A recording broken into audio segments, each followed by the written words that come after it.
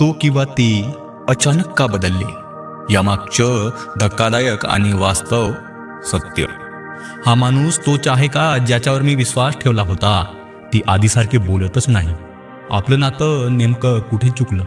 खरं सांगायचं तर कोणीही अचानक बदलत नाही. माणूस बदलतो कारण तो आतून खूप काळ काहीतरी सहन करत असतो. चला तर बघूया यामागची कारण. पहिलं आणि सर्वात मोठं कारण न बोललेलं दुखणं. नात्यात अनेक वेळा आपण समोरच्याला दुखावतो, पण ते मोठ्या भांडणाने नाही, तर छोट्या छोट्या गोष्टींनी. वेळ न देणं, ऐकून न घेणं, नंतर बोलू मनात टाळणं. समोरची व्यक्ती सुरुवातीला काही बोलत नाही, पण मनात सगळं साठवत जाते आणि एक दिवस ती शांत होते. ही शांतताच बदलण्याची सुरुवात असते. दुसरं कारण एकतर्फी प्रयत्न. खूप नात्यांमध्ये एक जनच सतत समजून घेतो, स्वारी म्हणतो, वेळ काढतो, नातं वाचवायचा प्रयत्न करतो.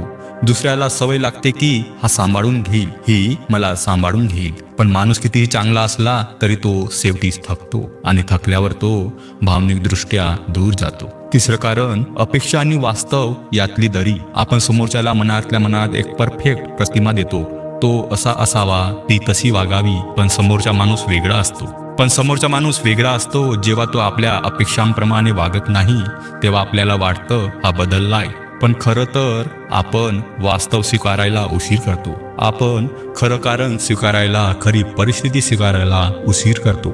चौथं कारण स्वतःचं महत्त्व कमी झाल्याची भावना.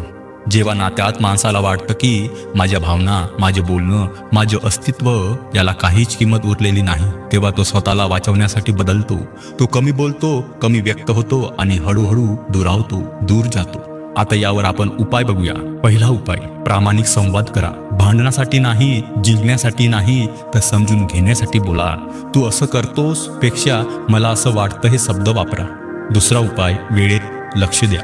नातं शेवटच्या टप्प्यावर आल्यानंतर नाही, तर सुरुवातीलाच दुरावा जाणवतो तेव्हा प्रयत्न करा. उशीर झाला तर शब्द अपुरे पडतात.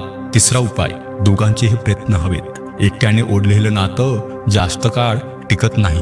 जर समोरची व्यक्ती प्रयत्नच करत नसेल तर स्वतःला दोष देणं थांबवा. आणि शेवटचं खरं पण कटू सत्य, कधी कधी नातं वाचवण्यापेक्षा स्वतःला वाचवणं जास्त महत्त्वाचं असतं. कारण प्रेम म्हणजे स्वतःला हरवणं नाही, तर दोघांनी मिळून एकमेकांना जपणं आहे.